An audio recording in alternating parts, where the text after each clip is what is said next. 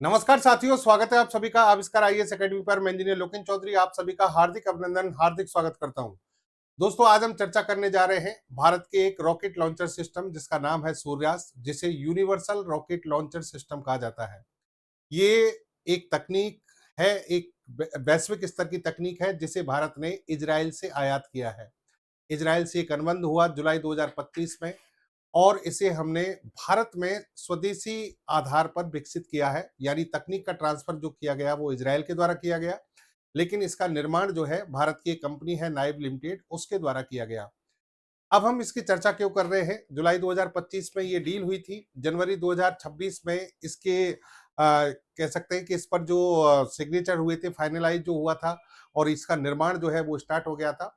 आज हम इसकी चर्चा इसलिए कर रहे हैं क्योंकि यहाँ पर ये खबर छापी गई है और ये अच्छी खबर आई है कि इसके ट्रायल जो है वो कंप्लीट कर लिए गए हैं। यानी इसका परीक्षण कंप्लीट हो चुका है। परीक्षण के दौर में ये चल रहा था और परीक्षण जब पूरे हो गए हैं तो अब इसका मतलब ये हुआ कि हमारी जो आर्मी है, भारतीय सेना जो है, उसके लिए अब इसको सुपुर्द किए जाने की तैयारी है। सूर्यास्त्र जो कि यूनिवर्सल रॉकेट लॉन्चर सिस्टम है, इसका महत्व भारत के लिए बहुत ज्यादा है। क्यों है? इसका कंपैरिजन आप किसी भी जैसे इंटरनेशनल जो या नेशनल जो मीडिया है उसमें अगर आप देखेंगे तो इसका जो कंपैरिजन है या फिर इसकी जो तैयारियां हैं वो पाकिस्तान की फतेह 2 और जो चाइना है, चाइना के एक लॉन्ग रेंज लॉन्चर सिस्टम जो है, रॉकेट लॉन्चर सिस्टम, उससे कंपेयर किया जा रहा है। उसके काउंटर में हम इसकी तैयारी कर रहे हैं।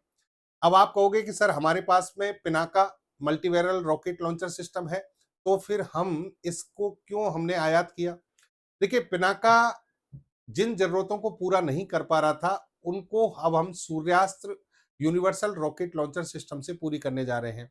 यानी आज के सेशन में आपको यही समझना है कि ये लॉन्चर सिस्टम हमारे लिए क्यों आवश्यक था, इसकी तकनीकी विशेषताएं क्या है, और इस सेशन में हम पाकिस्तान के फतेह 2 की भी बात करेंगे और चाइना के लॉन्ग रेंज लॉन्चर सिस्टम की भी बात करेंगे और इन दोनों से हमें किस प्रकार खतरा है और ये यूनिवर्सल रॉकेट लॉन्चर सिस्टम हमें किस तरीके से मदद करेगा, उस पर बात करेंगे। इसके रणनीतिक सामरिक महत्व की बात करेंगे। देखिए, सेशन में लास्ट तक बने रहें और देखिए, लास्ट तक आप समझने की कोशिश करना, क्योंकि इसमें सारे पॉइंट्स जो है हम क्लियर करने की कोशिश करेंगे। चैनल पर नए हैं तो सब्सक्राइब कर लें, लाइक और शेयर कर दें वीडियो को। देखिए, खबर क्या है? पाकिस्तानी फतेह 2 मिसाइल का जवाब तैयार, इजरायली सूर्यास्त्र के लिए भारत ने की मेगा डील। ये खबर जो है वो 5 जनवरी 2026 में छपी थी और इससे पहले जुलाई 2025 में ये खबर आई थी कि हमने वहां से बात कर ली है। अप्रैल 2026, 5 अप्रैल 2026 की हम बात करें तो आर्मी में एंट्री से पहले सूर्यास्त्र रॉकेट सिस्टम का ट्रायल पूरा हो चुका है। पाकिस्तान के फतेह सेकंड का काउंटर तैयार हो चुका है। पिनाका से भी ज्यादा रेंज का ये रॉकेट लॉन्चर सिस्टम है। ये बात यहां पर सामने आती है और इसको देखिए, यहां पर अगर हम बात करें, ये यूनिवर्सल रॉकेट लॉन्चर सिस्टम की 293 करोड़ का हमने कॉन्ट्रैक्ट किया था। हमारी कंपनी है नाइव लिमिटेड, इसने इजराइल की कंपनी है एल्विट सिस्टम, उससे यहां पर डील हुई थी और ये जो डील हुई थी ये जुलाई 2025 में हुई थी। फिर जनवरी 2026 में इसको फाइनल किया गया और इसका निर्माण शुरू किया गया। कंपनी एनवीआई एनआईवीई यानी नाइव लिमिटेड है, ये भारत की कंपनी है और एल्विट सिस्टम जो है वो इजराइल की कंपनी है। ये एल्विट सिस्टम ही इस रॉकेट लॉन्चर सिस्टम को बनाती है और इसके द्वारा तकनीक जो है टीओटी की जो डील की गई कि भारत के लिए इस तकनीक ट्रांसफर की जाएगी और भारत में इस यूनिवर्सल रॉकेट लॉन्चर सिस्टम को स्वदेशी आधार पर डेवलप किया जाएगा, मेक इन इंडिया प्रोसेस के तहत। यानी भारत में ये बनेगा, इसकी तकनीक जो है वो एल्विट सिस्टम के द्वारा प्रोवाइड कराई जाएगी। जुलाई 2025 से ये कार्य शुरू हुआ एग्रीमेंट के तहत। अब देखिए, यहां पर मोटी मोटी जो बातें हैं कि भाई ये जो यूनिवर्सल रॉकेट लॉन्चर है सूर्यास्त्र, सूर्यास्त्र हमने इसको नाम दिया है और ये मल्टी कैलिबर लॉन्चर है। मल्टी कैलिबर लॉन्चर क्या होते हैं?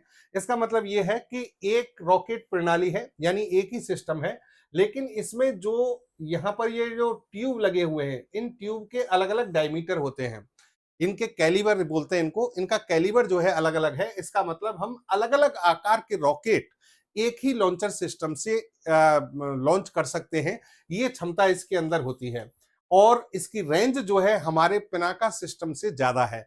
हमारा पिनाका मल्टीवेरल रॉकेट लॉन्चर सिस्टम है। उसकी रेंज जो है पहले लगभग 40 किलोमीटर के आसपास थी, फिर हमने उसे 90 किलोमीटर बढ़ाया और हाल ही में LRGR का हमने सफल परीक्षण किया था लॉन्ग रेंज के तहत, तो उसमें हमने 120 किलोमीटर तक भी उसको बना दिया है। लेकिन 120 किलोमीटर मारक क्षमता से भी काम नहीं चल रहा है।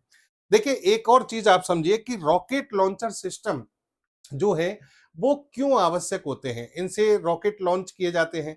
अब रॉकेट क्या होते हैं, रॉकेट लॉन्चर क्या होते हैं? रॉकेट लॉन्चर एक प्रकार की छोटी मिसाइल ही है। अब इनमें अंतर क्या होता है कि मिसाइल ज्यादातर ज्यादा मारक क्षमता की होती हैं, लॉन्ग रेंज स्ट्राइक कैपेबिलिटी होती है उनकी। अब लॉन्ग स्ट्राइक कैपेबिलिटी जब आपको करनी है तो वहां पर मिसाइल का उपयोग करेंगे, मिसाइल की कीमतें भी ज्यादा होती हैं। लेकिन कई बार ऐसा होता है कि हमें कम दूरी पर टारगेट को नष्ट करना है और वहां पर लागत भी कम रखनी है, तो उस समय मिसाइल का उपयोग ना करके रॉकेट लॉन्चर का उपयोग किया जाएगा। अब रॉकेट लॉन्चर का उपयोग किया जाएगा तो रॉकेट लॉन्चर की भी कैपेबिलिटी क्या होनी चाहिए, वो निर्धारित करती है कि आप युद्ध में कितना डोमिनेट करेंगे।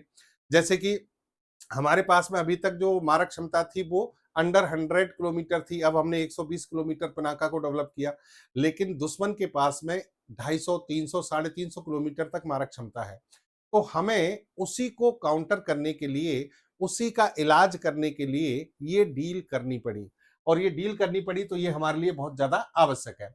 अब मैं आगे बढ़ने से पहले, इससे पहले कि मैं आपको सूर्यास्त्र की बात बताऊं, सूर्यास्त्र की तकनीकी विशेषताओं के बारे में हम बात करें, उससे पहले आप पाकिस्तान और चाइना की हम बात करते हैं।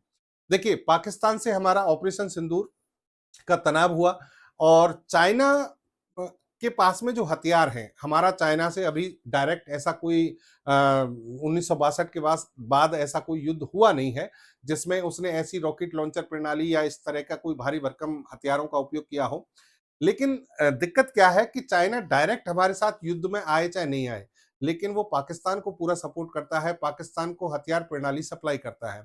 तो चाइना की जो हथियार प्रणाली है, एक तरीके से हम कह सकते हैं एक प्रॉक्सी वार के रूप में पाकिस्तान में यूज की जा सकती है, और इसीलिए हमें दोनों का ध्यान रखना पड़ता है। यहाँ पर देखिए, आप अगर पाकिस्तान की बात करें, इसके पास में है फतेह 2। फतेह 2 जिसको कहते हैं guided multi launch rocket system, और ये फतेह 2 जो है इसकी रेंज काफी अच्छी है, 400 किलोमीटर तक इसकी रेंज मानी जाती है। ये सुपरसोनिक स्पीड से रॉकेट लॉन्चर छोड़ता है या छोटी मिसाइलें लॉन्च करता है, और इसमें नेविगेशन सिस्टम दोनों लगे हुए हैं, इनर्शियल नेविगेशन सिस्टम भी है और ग्लोबल नेविगेशन सैटेलाइट सिस्टम पर भी आधारित होकर ये काम करता है, इसलिए इसकी पिन पॉइंट एक्यूरेसी मानी जाती है। ठीक है। दूसरा यह है कि इसकी पेलोड कैपेसिटी 365 से 400 किलोग्राम, जो कि बहुत अच्छी कैपेसिटी है। फ्लाइट प्रोफाइल की हम बात करें तो ये फ्लैट ट्रैजेक्टरी, यानी इस तरीके से सीधा चलता है, बहुत कम ऊंचाई पर उड़ता है, इसलिए रडार की पकड़ में नहीं आता, और launch platform same to same वैसे ही जैसे हमारे हैं, वैसे ही किसी ट्रक पर 8x8 का जो मोबाइल लॉन्चर है उस पर इसे तैनात करके लॉन्च किया जा सकता है। तो कुल मिलाकर अगर आप थ्योरेटिकल ये जो स्पेसिफिकेशन है, सैद्धांतिक रूप से जो ये विशेषताएं बताई गई हैं, उनके आधार पर फतेह 2 को कमजोर नहीं आंक सकते। हालांकि वो एक अलग बात है कि पाकिस्तान इसका उपयोग कितना कर पाता है, कितने ढंग से कर पाता है, अभी तक तो नहीं कर पाया है। तो लेकिन इसकी जो तकनीकी विशेषता है वो काफी अच्छी हैं, इसको आप डिनाई नहीं कर सकते, तो आपको तैयारी उसी के अकॉर्डिंग करनी है। फिर दूसरी बात आ जाइए, हम बात करते हैं चाइना की। चाइना की अगर हम बात करें, देखिए यहाँ पर हाँ, चाइना की अगर हम बात करें तो चाइना के पास में जो चीजें हैं वो देखिए आप, कि चाइना के पास में एक PHL-16 PCL-191 के नाम से एक रॉकेट लॉन्चर जो है कैपेबिलिटी है, और इसकी मारक क्षमता को आप देखें, ये 370 mm का जो कैलिबर रॉकेट है उनको 280 से 300 किलोमीटर दूरी तक फेंक सकता है, और 750 mm का जो फायर ड्रैगन है इसके पास, उसे 500 किलोमीटर की दूरी तक फेंक सकता है। इसका मतलब ये हुआ कि ये मारक क्षमता बहुत ज्यादा है, बहुत ज्यादा। 500 किलोमीटर अगर किसी रॉकेट लॉन्चर सिस्टम की क्षमता है तो इसका मतलब ये चिंता का विषय है, इसके अकॉर्डिंग हमें तैयारी करनी पड़ेगी। और रणनीतिक अगर हम इसकी जो स्ट्रेटेजिक डिप्लॉयमेंट की बात करें तो चाइना ने इसे एक तो ताइवान की तरफ तैनात किया हुआ है, दूसरा हिमालय क्षेत्र में भारत के लिए भी इसने तैयार इसको तैनात कर रखा है, तो यहां इसका ध्यान रखना जरूरी है। 5 से 10 मीटर का इसका सर्कुलर एरर प्रोबेबिलिटी है, मतलब जो एक्यूरेसी होती है जहां पर ये अटैक करेगा मात्र वो 5 से 10 मीटर की एक्यूरेसी के साथ में अटैक करने की इसकी क्षमता है। इसका मतलब ये मान के चलिए कि टारगेट जो है उस टारगेट से ज्यादा 5 से 10 मीटर इधर उधर होगा, नहीं तो उसी पर एग्जैक्टली वहीं पर जाकर गिरेगा। तो ये भी अपने आप में बहुत चिंता का विषय है। मॉड्यूलर डिजाइन है इसका। इसमें 300 mm के पॉड लगे हैं, 370 mm के पॉड लगे हैं, 750 mm के पॉड लगे हैं। मतलब अलग अलग कैलिबर के इसमें रॉकेट लॉन्चर जो है एक साथ लगाए जा सकते हैं और उनको दुश्मन पर या कहीं भी आप क्या कर सकते हैं, लॉन्च कर सकते हैं। अब चाइना के पास में एक देखिए, इसकी एक बैटरी में 6 लॉन्चर वाहन होते हैं। इसका मतलब ये हुआ कि इसकी जो आप कह सकते हैं फायरिंग जो पावर है वो बहुत ज्यादा है। ये किसी भी टारगेट को नष्ट करने की क्षमता रखता है। तो इसलिए फतेह 2 को ध्यान में रखते हुए और चाइना के इस लॉन्चर सिस्टम को ध्यान में रखते हुए, रॉकेट लॉन्चर सिस्टम को, भारत को ये कदम उठाना जरूरी था। और इसीलिए भारत ने सूर्यास्त्र जो है उसको परचेज किया, उसकी तकनीक ट्रांसफर की, मतलब उसकी तकनीक हासिल की और फिर इसे भारत में डेवलप किया गया। अब देखिए यहां पर अब हम सूर्यास्त्र की बात करते हैं। सूर्यास्त्र जो है ये अपनी श्रेणी में सबसे लंबी दूरी तक मार करने वाले सिस्टम में से एक है। यानी दुनिया के बेहतरीन रॉकेट लॉन्चर सिस्टम में से एक माना जाता है, जिसको हम कहते हैं सूर्यास्त्र, जो कि वास्तव में एलविट सिस्टम इजराइल की जो कंपनी है उसके द्वारा डेवलप किया गया है। उसे वहां पर यूनिवर्सल रॉकेट लॉन्चर कहा जाता है। अब यूनिवर्सल रॉकेट लॉन्चर ये जो है, इसकी जो विशेषता है वो है इसकी फ्लेक्सिबिलिटी। फ्लेक्सिबिलिटी का मतलब ये है कि ये अलग अलग जो कैलिबर है उसके अकॉर्डिंग अलग अलग रॉकेट को इस पर डिप्लॉय किया जा सकता है, उनको ये तैनात कर सकता है और फिर उनसे हमला कर सकता है।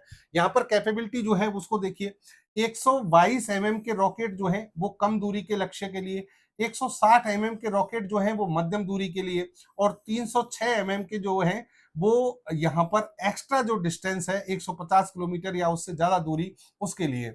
और फिर इस पर मिसाइलें जो है, टैक्टिकल मिसाइलें, वो भी इस पे दागी जा सकती हैं, इसके माध्यम से उनको भी फायर किया जा सकता है। यानी इसमें भी कैपेबिलिटी जो है वो दो प्रकार की विशेषता आप मान सकते हैं, 150 किलोमीटर और 300 प्लस किलोमीटर की दूरी तक इसकी मारक क्षमता है। तो इसलिए भारत के लिए बहुत ज्यादा इंपॉर्टेंट है। आत्मघाती ड्रोन, ये इसकी एक ऐसी विशेषता है जो ना चाइना के पास है ना पाकिस्तान के पास है। क्या मतलब हुआ कि ये सूर्यास्त्र जो है यूनिवर्सल रॉकेट लॉन्चर सिस्टम है। इससे रॉकेट तो लॉन्च किए ही जाते हैं, साथ में इससे लॉइटरिंग म्यूनिशन वाले जितने भी ड्रोन हैं उन ड्रोन को भी लॉन्च किया जा सकता है। यानी ये कामिकाजे ड्रोन जो होते हैं, सुसाइडल ड्रोन, उनको भी ये लॉन्च कर सकता है और दुश्मन पर पूरी, दुश्मन की जो गतिविधियां हैं उन पर पूरी नजर रखकर उस पर हमला करता है। यहाँ अगर इसकी हम बात करेंगे सीईपी, सीईपी इसकी उनसे भी ज्यादा अच्छी है। सीईपी का मतलब है सर्कुलर एरर प्रोबेबिलिटी, मतलब कितनी एक्यूरेसी के साथ दुश्मन पर हमला होगा।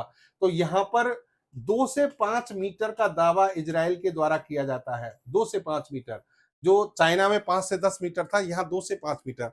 इसका मतलब एक्यूरेसी के साथ जो हमला करने की क्षमता है इसकी और ज्यादा एडवांस है। इसे किसी भी प्लेटफॉर्म से लॉन्च किया जा सकता है। 4x4, 6x6, 8x8 के जो ट्रक होते हैं जो कि टाटा के द्वारा डेवलप किए जाते हैं हमारे यहाँ पर, उनसे इस पर इसे तैनात करके कहीं से भी दागा जा सकता है। ये शूट एंड स्कूट की कैपेबिलिटी रखता है। ये रॉकेट दागने के तुरंत बाद अपनी जगह बदलने में सक्षम है, जिससे दुश्मन की जवाबी कार्रवाई से बचा जा सकता है।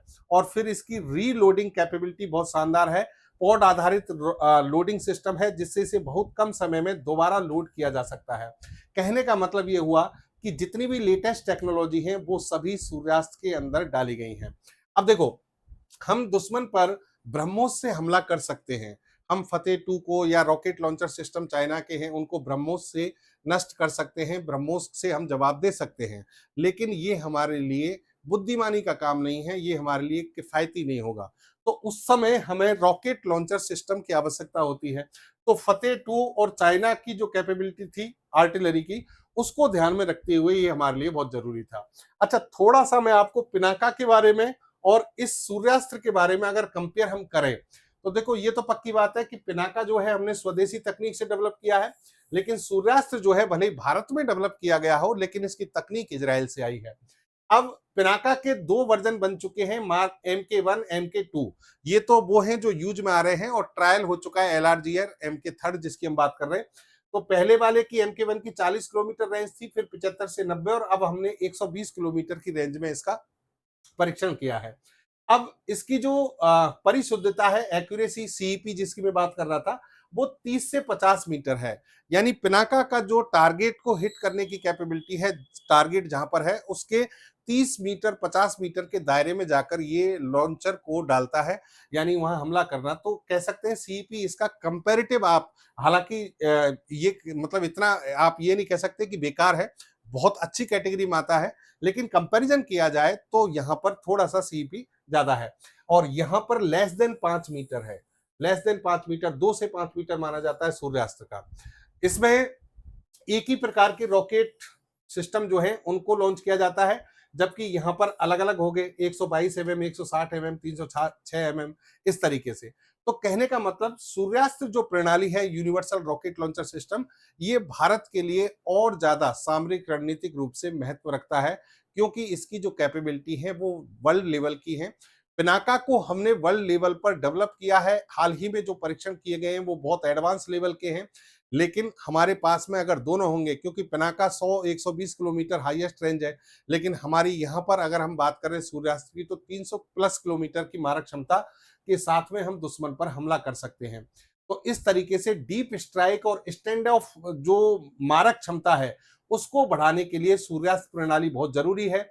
और आयात निर्भरता में जो कमी है, क्यों?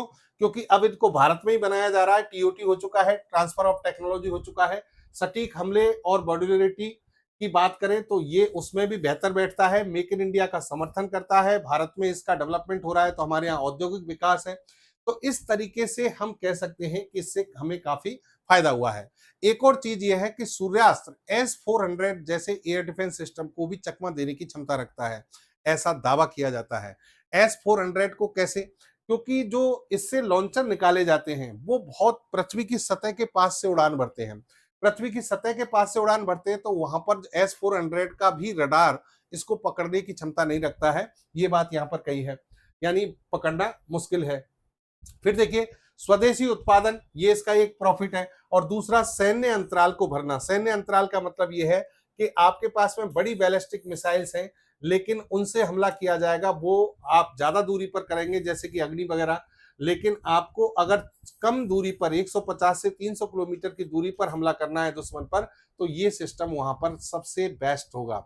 और दूसरी बात, चीन और पाकिस्तान दोनों को काउंटर करने के लिए इसकी हमें बहुत ज्यादा आवश्यकता थी, और भारत के तोप खाने की क्षमता को बढ़ाने के लिए ये एक बहुत बड़ा कदम माना जा रहा है। तो ये था दोस्तों यूनिवर्सल रॉकेट लॉन्चर सिस्टम सूर्यास्त्र, जिसका हमने तकनीकी विश्लेषण, जिसकी आवश्यकता, रणनीतिक सामरिक महत्व की बात की। उम्मीद करता हूं आप तक वो सभी पॉइंट्स जो हैं वो पहुंच पाए होंगे जिनको मैं क्लियर करना चाहता था। और एक और तकनीकी विश्लेषण के साथ फिर से आपसे मिलेंगे। जय हिंद, जय भारत।